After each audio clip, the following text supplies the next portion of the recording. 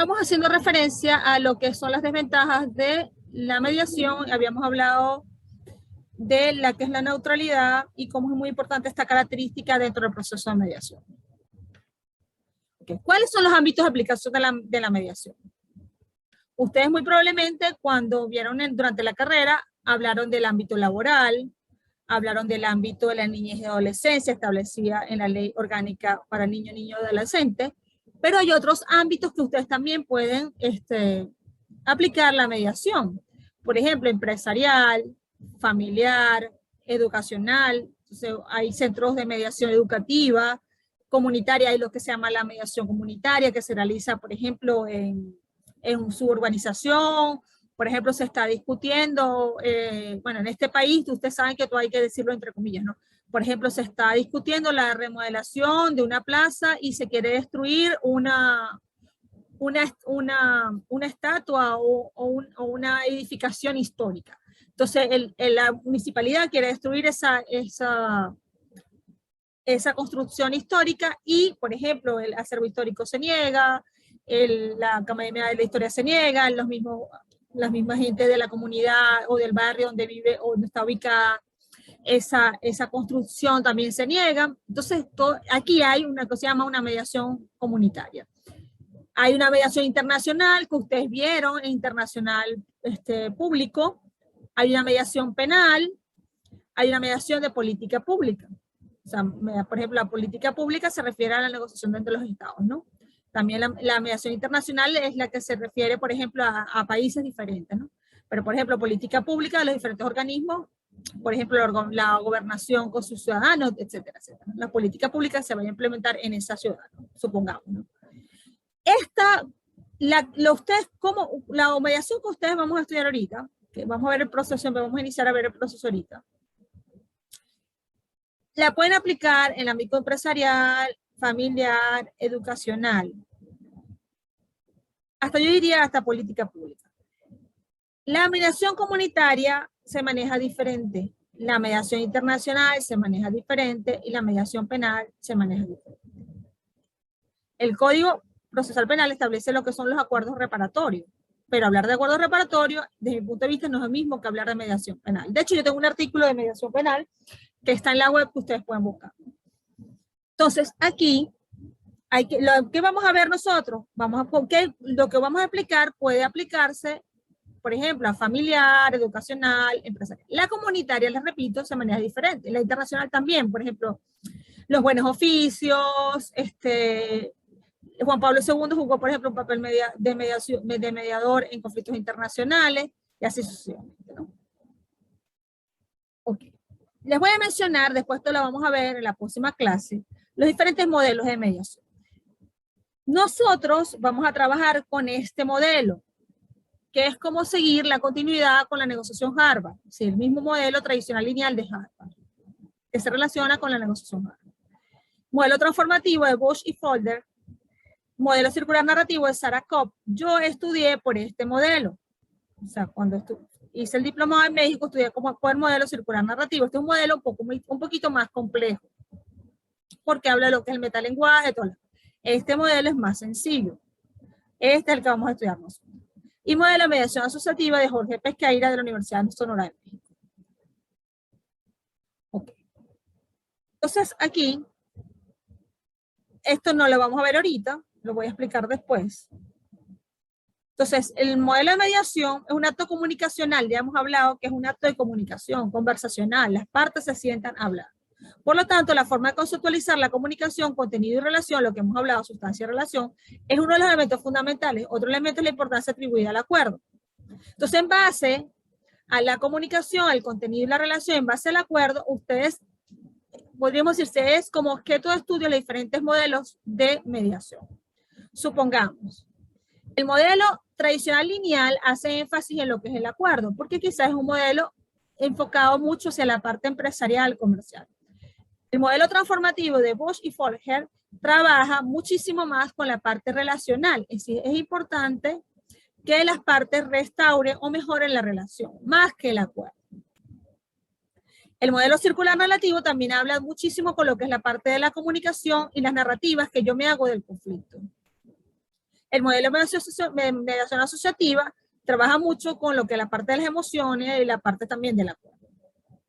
Entonces, depende del enfoque que yo le dé a estos aspectos, pues yo voy a trabajar con uno u otro modelo, aunque puedo simultáneamente trabajar con varios modelos. Esto no quiere decir que yo voy a hacer una distinción, sino que puedo incluir aspectos de cada uno de esos modelos al momento que yo estoy mediando. ¿Qué van a trabajar ustedes? Vuelvo y repito, van a trabajar con modelo tradicional lineal de Harvard. Okay, esto lo vamos a ver después. Bueno, aquí voy a hacer simplemente un resumen, después vamos a profundizar en los modelos, ¿no? Entonces, Harvard, Fisher, Uri, lo pusieron con H, pero sin H, John, Haynes, abogado. Negociación basada en intereses, ya hemos hablado nosotros qué son los intereses, el mediador ejerce un control sobre el proceso y está en un plano superior a las partes.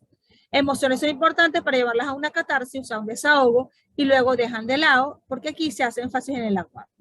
Circular narrativo de Sarah Coop, de Marina Suárez, psicoterapeuta. A mí me dio clase ella. Conflicto narrativo es incompatible, yo voy a explicar esto, ¿no? Objetivo, cambiar las narrativas para expresar el conflicto en una narrativa común. Emociones clasifican en buenas o malas, reglas para controlarlas. Y transformadora, de Bush Folger, abogado comunicólogo, conflicto, interacciones no útiles. Objetivo, cambiar la interacción para transformarla en útil para la resolución del conflicto. Las emociones son importantes para poder trabajar la interacción. Una mediación asociativa. Es a través de esta mediación asociativa se busca fortalecer las relaciones interpersonales más allá de resolver el conflicto. En la esencia, este proceso ya hace la sinergia, lo que implica que no somos tú y yo buscando la solución de un conflicto, somos ambos hechos. O sea, trabajando en conjunto para buscar ese acuerdo. Bueno, vamos a ver ahora una cosa que es importante, que son los principios de la mediación, que nosotros también hemos hecho ya alusión durante el desarrollo de la clase. Primero, voluntariedad. Ya le hemos explicado, ¿no? Están allí. ¿Qué significa voluntariedad? Que yo estoy ahí porque quiero estar ahí. Estoy allí dentro del proceso de mediación porque quiero estar dentro del proceso de mediación. La confidencialidad es que lo que se discute dentro de un proceso de mediación se queda dentro del proceso de mediación. De hecho, las partes firman lo que es el acuerdo de confidencialidad. Desde mi punto de vista, el acuerdo de confidencialidad se firma al inicio del proceso de mediación. O sea, ni el mediador ni las partes pueden regar por toda Maracaibo lo que se ha discutido o lo que se ha discutido dentro de su proceso de mediación. Okay. Vamos a ver ahora neutralidad. Esto es una característica muy importante. ¿Alguna persona que quiera leer esta característica? Estos principios, perdón. Yo, profe. Neutralidad. No se involucra en el asunto que se le plantea. Tiene relación directa con la propia esencia de la mediación, al referirse a que han de ser las propias partes las que alcancen un acuerdo, si es posible, por sí mismas. Este principio excluye que pueda ser el mediador el que imponga la solución, de forma directa o indirecta, a las partes, debiendo respetar el acuerdo que alcance. Por tanto, la exigencia de que se está imponiendo el mediador es la de mínima intervención en la decisión que se tome. El mediador debe limitarse a dirigir, fomentar el diálogo y el acuerdo, y recoger este por escrito, caso de alcanzarse. Esto no excluye la posibilidad de que el mediador pueda hacer a las partes las advertencias que entienda precisas, si el alcance del acuerdo puede resultar contrario a la ley o extremadamente perjudicial o desequilibrado para alguna de ellas, de modo que puedan tener conocimiento del riesgo de que el acuerdo pueda incurrir en causa de nulidad, incluso contemplar la posibilidad de renuncia del mediador si el acuerdo alcanzado resulta muy perjudicial para una de las partes. Ok, entonces abro la pregunta. ¿Qué significa entonces ese principio de la neutralidad? Que el mediador solamente va a estar ahí para hacerles ver a las partes en caso de que el acuerdo no le favorezca realmente a uno, qué es lo que está pasando, si es contrario a la ley, qué es lo que está pasando, pero el mediador no va a influenciar a ninguna de las partes para que lleguen a un acuerdo o para que tomen una decisión. Él va a estar ahí, pero sin opinar. ¿Alguien más? Bueno, profesora, aquí Carlos, yo por lo que entiendo es que el mediador simplemente, como dice ahí, dirige lo que es la mediación, o sea, él utiliza sus herramientas para que ambas partes puedan tener una comunicación efectiva. Más no él no es quien establece quién tiene la razón, cómo cuál es el acuerdo que se tiene que llegar, no, él simplemente los va dirigiendo, que ellos puedan entablar una efectiva comunicación sin establecer quién tiene la razón o cuestiones así. O sea, él tiene ese límite. Sí, coincido con eso. Básicamente, el mediador va a ser aquel que va a proponer la vía o el camino para llegar a la solución, pues, para llegar al acuerdo, que deben hacer entonces prácticamente de la voluntad de las partes, porque las partes acuden, pero se tiene que poner estas normas mínimas para que se dé el diálogo y entonces se llegue a la solución. Digamos que él está como que un poco limitado, porque debe ser natural de las partes la solución que salga, para que pueda existir el acuerdo como tal. Exactamente, ¿no? El acuerdo lo va a llegar a las partes. ¿Qué hace el mediador? Como lo decía, creo que era Carlos, fomentar el diálogo, el acuerdo a través de las técnicas de comunicación. También tiene que haber por ejemplo, ese lenguaje que está cargado de negatividad, pues él lo va a neutralizar y va a hacer que la otra parte lo entienda de manera diferente o lo perciba de manera diferente o haga procesos empáticos, habla con asertividad, hace parafraseos, hace clarificaciones, hace resumen, hace un reflejar, hace que realmente las técnicas, lo que se llama la escucha activa, realmente te estoy escuchando lo que tú estás diciendo. Una cosa que es importante aquí, que como mediador hay que estar atentos, ¿no? Y ver si ese acuerdo, si bien es cierto que las partes van a llevar van a buscar llegar a ese acuerdo, él también tiene que estar atento en ese momento, si tiene que intervenir y decirle, mira, este acuerdo que tú estás llegando, pues viola la ley, es contrario a la ley, es contrario a la ética, o es un acuerdo desequilibrado o perjudicial para ti. Por lo tanto, puede incurrir en causa de nulidad de este acuerdo, y si las partes insisten en firmar ese acuerdo, pues simplemente el mediador se puede renunciar o puede dejar de estar participando en ese proceso de mediación, ¿no? Porque este es un acuerdo que es desequilibrado o que puede ser causar nulidad, o por ejemplo que se estén discutiendo derechos inalienables, por ejemplo, ¿no?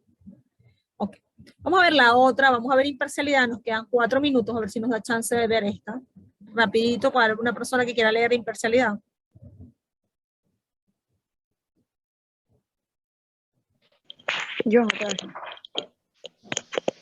Imparcialidad. No crea alianza con las partes. Es una garantía para las partes, para que todas intervengan con plena igualdad de oportunidades y con equilibrio entre sus posiciones, sin que el mediador pueda actuar en beneficio o perjuicio de ninguna de ellas. Lo que se exige a los mediadores es el respeto a las posiciones de las partes y que las intervenciones aseguren la igualdad y equilibrio para los intervinientes, tanto en los turnos de intervención, en los tiempos de exposición, en las reuniones privadas, de modo que todos estén en igualdad de condiciones y en modo alguno perciban que su posición es tratada de forma desigual, respeto de la otra parte. Abro una pregunta para todos. ¿Qué quiere decir esto de imparcialidad? Equilibrio en las oportunidades que puedan tener las partes respecto a las condiciones en las que se sienten en medio de la negociación, ¿no? En el momento me surgió la duda, pues, de la relación que puede tener la neutralidad con la imparcialidad. Y bueno, veía que aquella va más a lo que es la orientación de la negociación como tal, y la imparcialidad tiende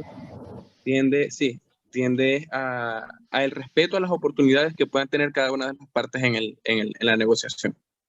Las condiciones de cada una. En la mediación. En la mediación, perdón. Ok, ¿alguna otra intervención? Yo entendí también que no actúe a beneficio de ninguna de las partes, sino que tenga igualdad entre las partes, para que se haya una mediación como justa, pues.